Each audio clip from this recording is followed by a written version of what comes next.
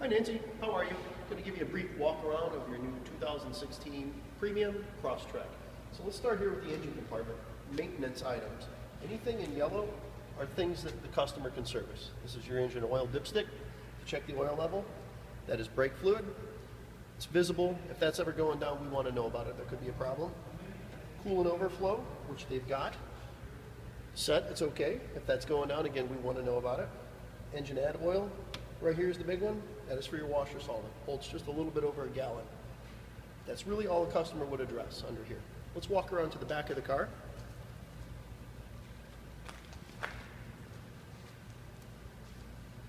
Now this actually is your car. It will be detailed before you get it. It has not gone to detail yet, so I apologize for it looking a little dirty. You can see your rear seat back protectors.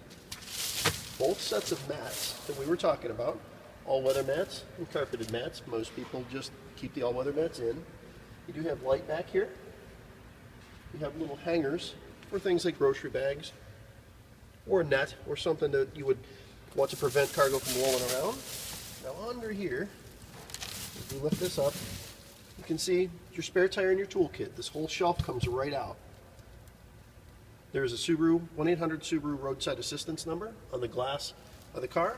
Plus, in addition to that warranty that you're picking up, you'll have that coverage as well too, with the towing and rental car coverage and whatnot, should you not be able to get it here. All right, let's move forward just a little bit here. Your back seat has a pull stop to lay the seat down, and they do fold completely flat. This center seat belt is for the center passenger, and it can also disconnect and stow away. There's a little slot right here that if you push that with a key or a screwdriver, it'll retract backwards and you can keep it out of the way in the event that you don't need it.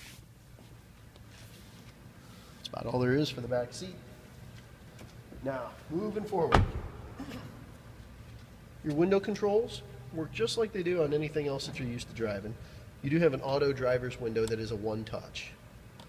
This button here locks out all the other windows. So if you got passengers in the car, little kids or whatnot, you don't want to mess with the windows, just lock them out.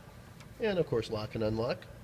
For your mirrors, whatever direction you turn it to, it becomes a joystick for operating your mirrors, side view mirrors that is.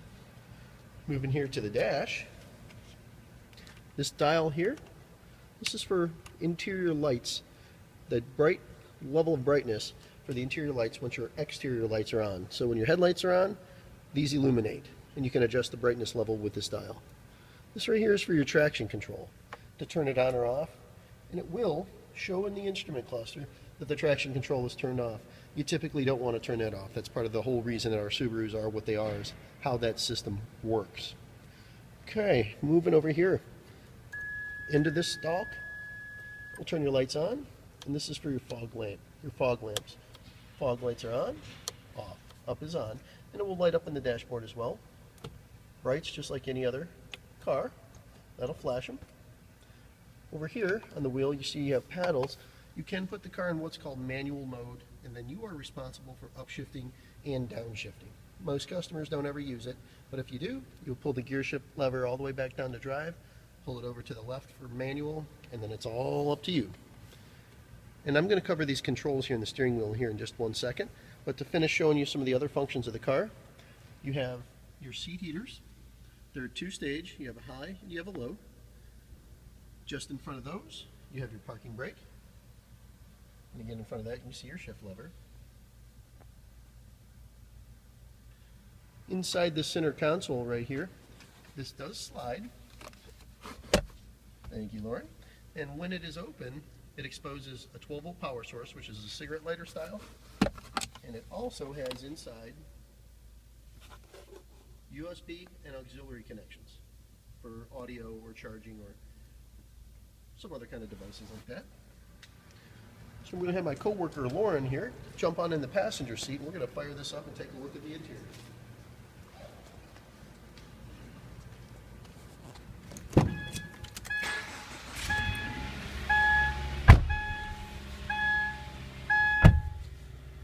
Okay, we are off and running. You'll notice in your instrument panel here, you have a little blue light.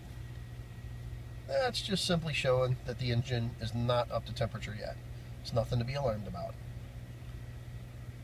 Moving over here, more displays. This shows you various things that are selectable. There is a stalk right here next to the speedometer that you can push. And what it is changing is information read to the driver. So you can see here, 430 miles till you're out of gas, 24.6 average, which is resettable. When you reset the trip meter, it resets your average miles per gallon. This is real-time miles per gallon. Elapsed time, how long we've been running. And here we are back to average miles per hour. That cleared out. Moving down from there, your hazards. These are the vent controls for opening and closing the vents. Up is open, and there's symbols here that show you all about that. Moving down to the climate control. This dial over here shows you where the air is blowing. For instance, now it is set to feet. Over here, this shows what fan speed is. 1 being the lowest, 4 being the highest. And over here, this is your temperature selector. Most of this stuff works just like any other car you've ever seen. When you activate our rear defroster, you push it, a light will come on. That also activates your heated mirrors and that wiper bay element that we talked about in the base of the windshield where the windshield wipers rest. All of that is activated by turning on the rear defroster. And you can see now I turn the lights on so that these dials will illuminate. Now, moving up to your infotainment system. This is a 6.2-inch touch screen. You can touch it and make it do things. And just like a cell phone, settings are shown by the gears. It really doesn't function any differently than a phone would. If you want to do something, you push it and tell it to do it. For instance, the home button shows us all of our basic functions. These apps, these are things that you can get. They're free. Of course, you understand how Pandora works. AHA and Starlink are both infotainment type things. You can get them on your phone and mess with them in your house and see what it is that you may want to use. Things like podcasts are on there, various food. Where's the food at? What is the distance to where the food is? Where's the coffee shop at?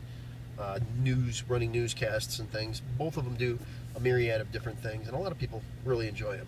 So, if you have an iPhone, you may have to tether it, which means you would plug it into the USB connection. Back to home, whichever function you want to do, you touch it. Audio, that's going to get us to our various audio sources, whether it be AM, FM, the AHA, Pandora applications, CD. BT audio is Bluetooth audio. And here, let's say you have a iPod connected via auxiliary, you would select that, and the system would read what was connected to the auxiliary. USB, iPod, those things will charge. You can charge a device with those, and also play audio through there as well. Now again, I mentioned Bluetooth audio. This is audio, Bluetooth audio streaming. It's not just hands-free phone. So you can, if you have music on your phone, or a Bluetooth device that's connected to this, piece of cake. Just turn it on, push BT audio, and away you go. Back to our home, it says phone. So you're going to want to pair your phone. So here's how that works. You're going to go to the Bluetooth settings in your phone, make sure the Bluetooth is on. If you have to push another button to scan it, you're going to need to do that as well. So when you push phone, it's going to say connecting with the Galaxy S6. So at some point, somebody must have put one in there to try it. There's a Bluetooth icon right here. You're going to push that. For instance, I'm going to select this phone. It can't connect. I'm going to throw that phone away. It's probably the driver that brought the car here for the navigation. So now again, I touch the Bluetooth icon. Phone, Bluetooth. I'm going to push add. At that point, it's looking for your phone. You will then tell your phone, yes, you want to pair it. You push that, and it will sync it. You will be connected. It takes merely a second to do. Pretty simple. Now settings, basic settings, phone ringer volume, that type of stuff. Super self-explanatory and easy. Phone outgoing volume, phone incoming volume, and phone ringer volume. You can set them to your likings. It's just kind of a medium setting is the way they come from the factory. Now when you are set up and you push add, you'll then be able to push your device. It'll show your phone here. You can touch that and go into the settings, and there will be a prompt to download your contacts. That will put your contacts in your phone into this system, and then at that point you can push a little button over here. This is called the push to talk button. It's the guy with a little sound coming out of his mouth. That will say, How may I help you? It'll beep. You wait for the beep and say, dial David Mobile or dial Nick Home or something like that. You just tell it what to do and it will do it. This is your pickup button for answering a phone. That's your hang up button for hanging up. Now, all of these buttons right here, these control radio functions. It's volume down, volume up, next preset, back preset, and that's a mute button. Source, that's where the audio is coming from. So let's say you got a CD in and you're listening to FM. You want to go to your CD.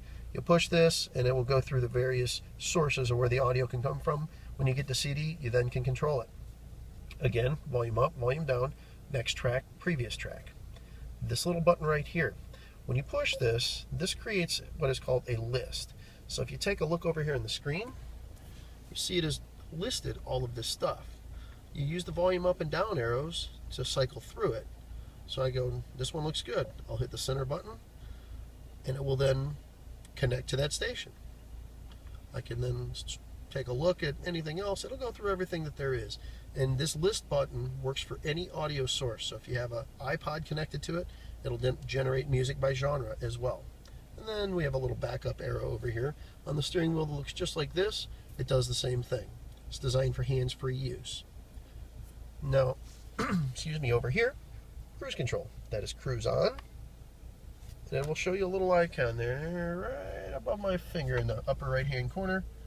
Let me toggle it on and off so you can see it flash on, off, on. That's just showing you that the cruise is on.